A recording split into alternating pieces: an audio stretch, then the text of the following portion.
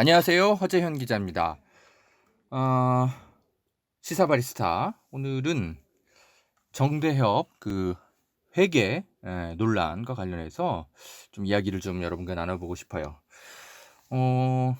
갑자기 며칠 사이에 세상이 확 변한 느낌입니다.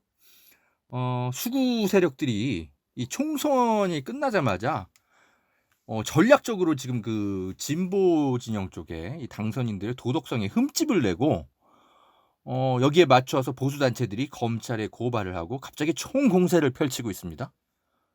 지금 정대협 그리고 정의기억연대 이런 단체들을 조선일보가 총공격을 하고 있어요. 뭐 회계 논란 뭐 이런 부분 당연히 그 단체와 관련된 사람들은 살펴볼 필요가 있는데 문제 제기할 자격도 없는 사람들이 설치고 있어요. 근데 지금 어떤 언론에서도 진보 진영에서도 입 닥치라는 얘기를 안 하고 있어요. 제가 지난 방송에서 말씀드렸죠. 이렇게 생각하면 되는 겁니다. 사람을 죽인 살해범이 유족들 앞에 나타나가지고 내가 죽인 이 피해자, 이 장례식 찾아온 사람들 조의금 기부 내역 투명하게 공개하라고. 내가 사람은 죽였지만 내가 죽인 사람에게 내는 조의금 기부 내역 투명하게 공개돼야 된다고 생각한다. 이러면서 장례식장 앞에 나와가지고 설치고 있는 그런 격이라니까요. 어디 진짜 안면몰수하고 절대 나타나서는 안 되는 인간들이 뻔뻔하게 나타나서 어디다 대고 지금 정의기억연대 지금 회계에 대해서 니들이 뭔데 지금 나타나서 좀 정말 어이가 없습니다, 여러분. 제가요 오늘 급하게 좀 방송을 좀 오늘 준비한 건 이 뭐랄까 당연히 뻔뻔한 이 조중동 미래통합당 이 인간들 뭐 당연히 비판하겠지만 그보다도 이 진보 언론들이 혹여라도 이들의 노림수에 이용당할까봐 또 혹여라도 또 무슨 뭐 도덕성 검증 앞에 진영 논리 따위는 없어야 된다 이딴 논리로 정대협 죽이기나 이런 것에 동참할까봐 같이 걱정돼서 지금 이 방송을 급히 준비했습니다. 지금 윤미향 씨 검찰에 고발당한 것 같은데 또 철없는 또 이 경향신문 법조팀 기자들 달려들어가지고 도덕성 검증에 진영은 없어야 된다면서 이상한 기사 쓸 것 같은데 이번 정대협 회계 논란 어떻게 바라봐야 되는지 급히 이야기를 나눠봅니다. 오늘은 제가 좀 평정심을 유지하기가 좀 어려울 수도 있는데요. 여러분 양해해 주십시오. 커피물 좀 내리고 다시 오겠습니다.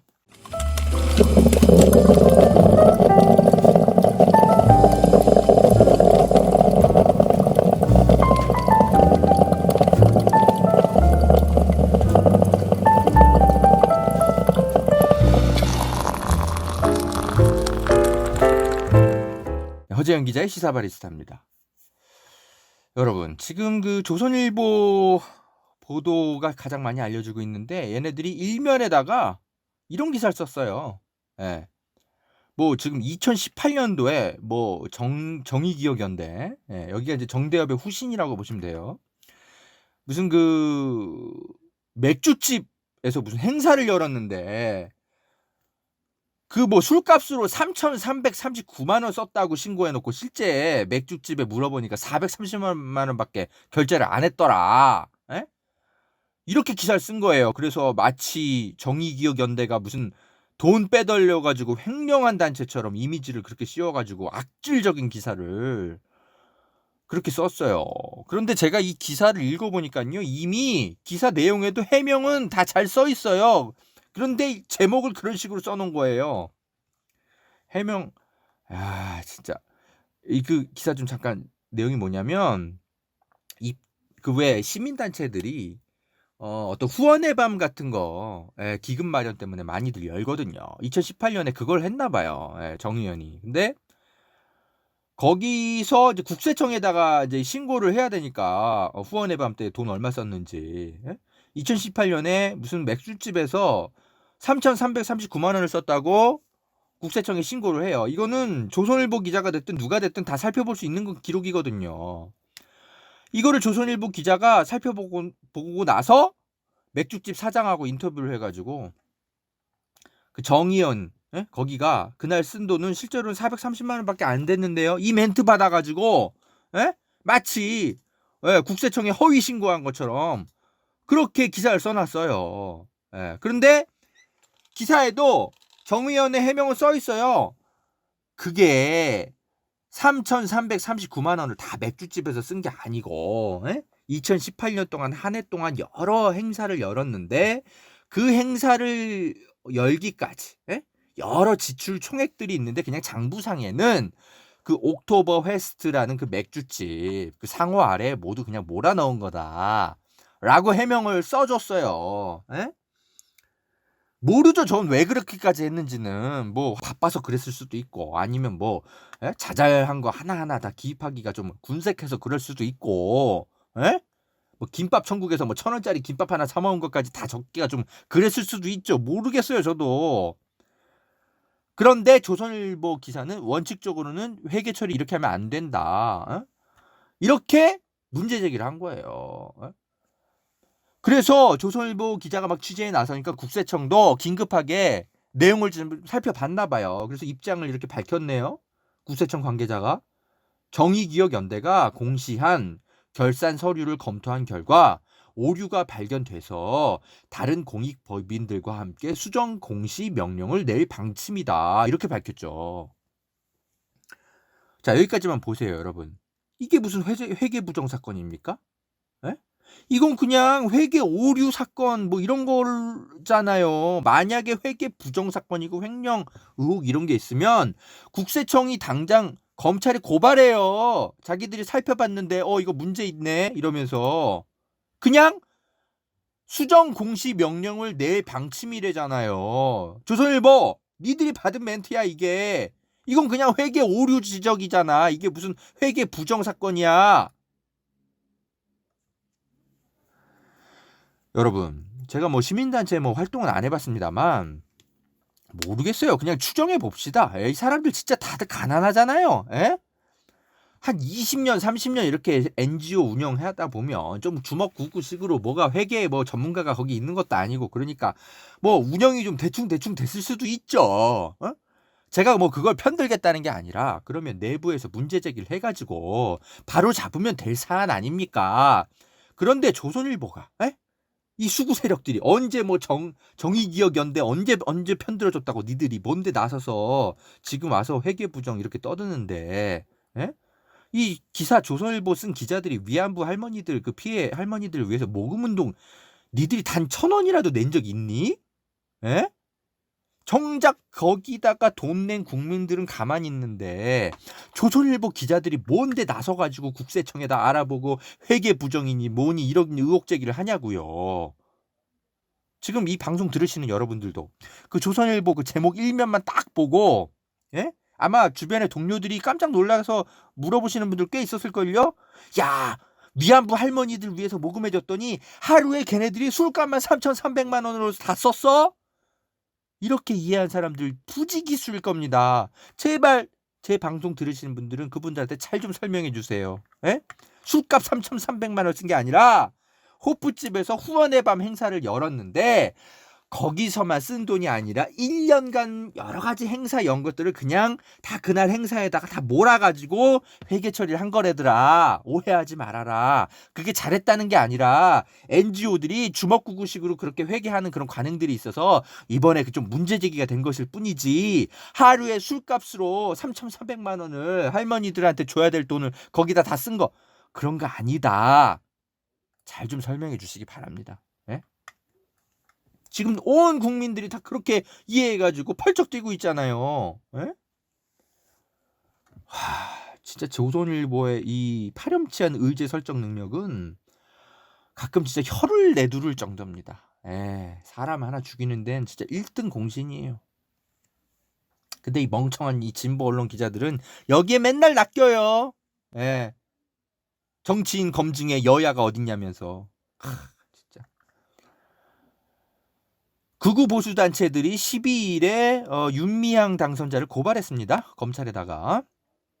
이 극우 보수단체들 무슨 뭐 이름이 반일동상 진실규명 공대위 바른교육권 실천행동 이 반일동상 뭐 이거 아마 이제 소녀상 얘기하는 것 같은데 이런 쓰잘데기 없는 단체들이 무슨 혐의로 윤미향 씨를 고발했는지 알아요? 횡령 혐의도 아니에요.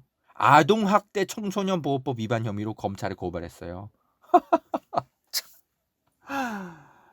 이 사람들 그 논리를 보니까 주장이 이래요. 위안부 그 어린 소녀들이 강제로 일본군의 성폭력 당했다고 주장하는데 그게 아동과 청소년에 대한 정서적 학대 행위라는 거예요. 정서적 학대 행위. 그러면서 수요 집회를 당장 폐지하라고 나섰네요. 와, 할 말이 없죠, 여러분. 진짜. 참. 정말 이 사람들이 그렇게 아동 성폭력 문제에 그렇게 고민되고 이런 집단이었다면 왜 니들은 N번방 사건에는 지금까지 조용히 있었니? 어? 니네는 그냥 아동 인권 이게 지금 중요한 게 아니라 그냥 너희들의 총리인 아베 총리의 심기를 불편하게 하는 게 고국의 국민들인 일본 사람들이 불편한 게 그냥 싫은 거 아니냐? 솔직히 말해봐. 무슨 갑자기 뭐 청소년들의 정서적 학대 행위를 걱정하고 나서 니들이 그리고 성폭행 당했다는 그 아이들이 실제로 살아있는 분들도 계시잖아요. 지금 생존자들이 할머니가 돼가지고 돌아가시기 직전에 다들 증언을 하고 있는데 왜 그거 얘기는 하나도 안 듣고 평정심을 유지하기가 너무 힘드네요. 오늘 방송은 여러분. 솔직히 그렇습니다. 제가 평소 좀 많이 웃는 편인데요. 오늘은 웃음이 하나도 안 나요, 여러분. 여러분 이거 똑바로 구분해서 봐야 되는 게 뭐냐면 제가 또 이런 방송 한다고 뭐 민주당의 뭐 비례 당선자들 우리 편이니까 다 봐주자 검증도 눈 감고 넘어가자 이런 얘기 하자는 게 아닙니다. 당연히 정치인들은 총선 이전이든 이후든 검증해야죠. 여야 구분 없이. 제가 뭐 양정숙 당선인 뭐 편을 들었습니까? 누구 편을 들었습니까? 그게 아니라 그 검증을 하겠다고 나서는 자들이 어떤 의도를 갖고 있는지 그것을 갈라치기 위해서 봐야 된다라는 거예요. 윤미향 당선인 정의구현연대 거기 정의기억연대 회계관리 투명성 당연히 지적하고 잘못된 관행이 있으면 바로 잡아야죠. 그거는 우리 같은 민주당의 친구들이나 위안부 할머니들 늘 걱정하면서 그 함께 그 피해자들의 아픔에 공감했던 국민들이 또는 아니면 후원금을 한 번이라도 낸 사람들이 해야지. 그 할머니들한테 제발 좀 이제는 입 좀 닥치세요. 일본의 심기를 불편하게 하지 말아주세요. 이런 얘기를 했던 조중동과 미래통합당. 니네들은 이런 얘기를 할 자격이 없다라는 거죠. 제 말은. 저 사람들의 의도는요. 시민단체의 무슨 회계 투명성 확보 이런 것에 있질 않아요. 수요 집회 안 그래도 없어졌으면 좋겠는데 마침 잘 됐다. 이용수 할머니가 이거 하지 말라고 하니까 그 핑계 대가지고 여기에 이제 숟가락 얹어가지고 막 행동하는 거 아닙니까? 다시는 윤미향 당선인이 국회에서 뭐 위안부 졸속 협상 문제 제기 같은 거 못하게 하려고. 이 사람들이 이미 소기 목적은 절반 이상 달성했어요. 지금 정의기억연대 도덕성이 흠집이 나가지고 무슨 행사라도 열겠습니까 올해? 국회에 들어가서 뭐라도 하겠냐고요. 진보 언론 기자들 정신 똑바로 차리세요. 특히 법조팀 기자들. 지금 조국 그 때처럼 윤미향 당선인도 그렇게 검찰 수사 막 시작하면 그거 속보 받아쓰기 하면서 검증도 안 하고 니네들이 직접 취재해서 기사 쓰지도 않고 난 또 경향신문 그 유이곤 이런 애들이 또 검찰 얘기만 듣고 윤미향에 대해서 무슨 이상한 기사 내일 퍽 하고 쓸까봐 걱정돼요. 정치인 검증에 여야가 어딨냐면서 눈에 불을 켜고 취재할까봐. 멍청하게.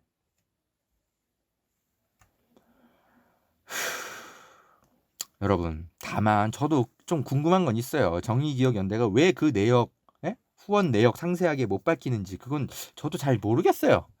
그건 저도 시민단체 활동 안 해봐서 모르겠습니다.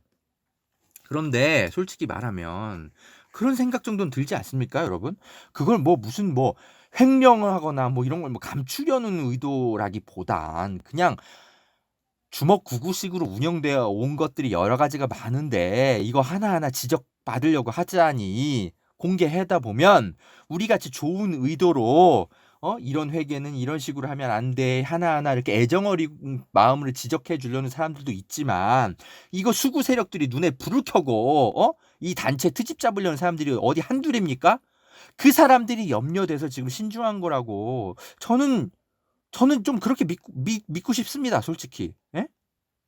저는 이거 뭐 따로 취재할 생각은 없어요. 몰라요. 다른 일로 저도 바빠요. 취재할 게 워낙 많아서. 근데 좀 그런 어떤 선의라든지 그런 건 믿고 싶습니다. 아니 그 위안부 할머니들 도와가지고 뭐 돈을 뭐 삥땅을 치면 얼마나 삥땅을 치고 그 30년 동안 그렇게 자신의 일생을 바쳐가지고 그렇게 일해온 분들의 그 진정성을 이렇게 한순간에 의심한다는 게 이게 그렇게 쉽게 됩니까? 저는 잘 안 되는데요.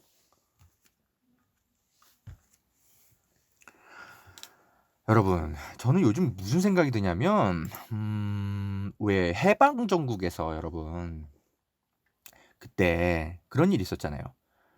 가장 국민들에게 환대받아야 될 사람들이 독립운동했던 분들이잖아요. 광복군 조직해가지고 일본군과 맞서 싸우고 그분들이 다 해외에 있다가 이제 조선 반도로 다 들어오는데 그분들 위주로 건국준비위원회가 꾸려졌었어야 되잖아요. 원래는. 그런데 무슨 일이 해방정국에서 벌어졌습니까? 건국준비위원회에서 독립운동가들이 다 배제당했잖아요. 왜? 느닷없이 갑자기 남한에서 미군정이 등장해가지고 거기에 친일파들이 교활하게 찰싹 달라붙어가지고 우리야말로 행정 조직을 이끌어봤기 때문에 우리야말로 전문가입니다. 미군정 여러분, 우리를 사용해 주세요. 저 건국 지금 저 만주 벌판에서 맨날 막 칼 들고 독립운동했던 사람들은 행정을 해본 경험이 없어요. 우리가 전문가입니다.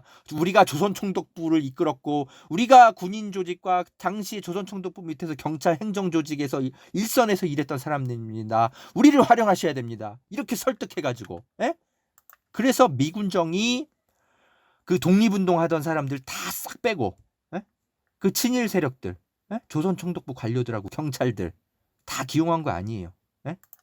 그래가지고 정작 심판받아야 될 세력들이 해방정국에서 미군의 도움을 받아가지고 어떤 유혈 사태도 없이 그대로 기득권을 유지한 채 남아있게 됐잖아요. 되레 독립운동 하시던 분들은 공산주의자 아니냐 이러면서 낙인 찍혀가지고 탄압받고. 여러분 지금 조선일보가 이 정의기억연대의 이 회계 문제를 가지고 트집 잡고 이렇게 하는 거는 마치 100여 년 전에 그 일제가 국채 보상 운동을 무력화시키기 위해서 썼던 아주 치졸한 그런 공격의 수법하고 아주 비슷합니다. 그때 대한매일신보사가 국채 보상 운동 그때 그 의연금 이거 수납처였거든요. 그때 일제가 이 대한매일신보 여기 그 간부들이 이 성금을 국민 성금을 유용했다는 소문을 퍼뜨려 가지고 관련자들을 체포한 적이 있었어요. 그래서 그 국채보상운동 그 애국심이 한순간에 그 들불이 꺾여버리는 그런 일이 있었고 대한매일신보사는 문을 닫아버렸습니다. 물론 나중에는 이 간부들이 다 무혐의로 풀려났는데 결국 이 국채보상운동의 열기는 다 식어버린 뒤였죠. 이렇게 110년도 더 지난 그 과거 이 과거의 수법이 지금도 다시 살아나고 있어요. 검찰과 언론들이 거기에 또 막 다 뛰어들고 특히 그 진보 언론 기자들이 정신 바짝 차려야 됩니다. 이게 뭐 계속 말씀드립니다만 무슨 정치인들에 대해서 뭐 검증은 여야가 없어야 된다라는 식으로 그런 생각만 하면서 여기에 다 낚이면 안 됩니다. 우리가 110년 전에 무슨 일을 겪었는지 기억해야 되는 이유입니다. 지금 우리가 총선 끝나고 나서 뭐 일종의 좀 축제 분위기였잖아요. 이제 일정에 보면 진보 진영의 해방의회가 열립니다. 21대 국회에서. 예? 선진 무슨 국회법 뭐죠? 국회 선진화법. 예? 거기에 구애받지 않고 우리가 온갖 법안들을 이제 해피하게 다 통과시킬 일들을 4년 동안 보면 돼요. 그런데 그 해방의회를 우리는 이제 기다리고 있었는데 갑자기 친일 세력들이 조중동 이런 애들이 갑자기 막 위안부 할머니들 옆에 있던 사람들 알고 봤더니 다 회계 부정가들이고 할머니들 이용만 해먹고 실제로는 이상한 사람들이야. 그런 이야기 하기 시작하면서 이 친일 후손 세력들이 갑자기 21대 국회 개원 앞두고 자기들이 총선 승리의 주인 행세를 하면서 감나라 배느라 이렇게 물타기 하면서 기득권을 되찾아가려고 하고 마치 예전에 해방 정국에서 친일 세력들이 하는 똑같은 전략이 보이지 않습니까, 여러분? 절대 여기 말려들면 안 됩니다. 우리가 70년 전에는 당했어도 2번 다시 당하면 안 됩니다, 이 사람들한테. 진보 언론 법조팀 기자들 알겠어요? 조심하세요. 잠시 커피물 좀 내리고 오겠습니다.